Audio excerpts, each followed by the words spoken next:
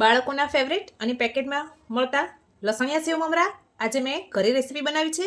ચાલો એની રેસીપી તમારી સાથે શેર કરું. કઢાઈમાં થોડું તેલ ઉમેરીશું. હવે એમાં ચાળીને સાફ કરી રાખેલા મમરા ઉમેરી દઈશું. સરસ મિક્સ કરી લઈએ.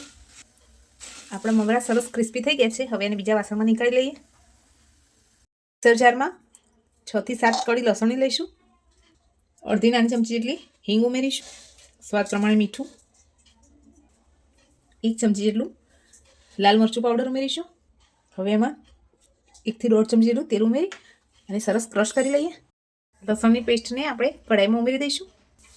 હવે એમાં મમરા ઉમેરી દઈએ. આપણા મમરા સરસ શેકાઈ ગયા છે. હવે એને એક બાઉલમાં નીકાળી લઈએ. ઉપરથી આપણે ઝીણી સેવ ઉમેરી દઈશું. હવે બધું સરસ મિક્સ કરી લઈએ. ફ્રેન્ડ્સ, તૈયાર છે આપણા લસણિયા સેવ મમરા. તમને આ રેસીપી કેવી લાગી કમેન્ટ કરવાનું ભૂલતા નહીં. લાઇક, શેર અને સબસ્ક્રાઈબ કરી દેજો. Thank you.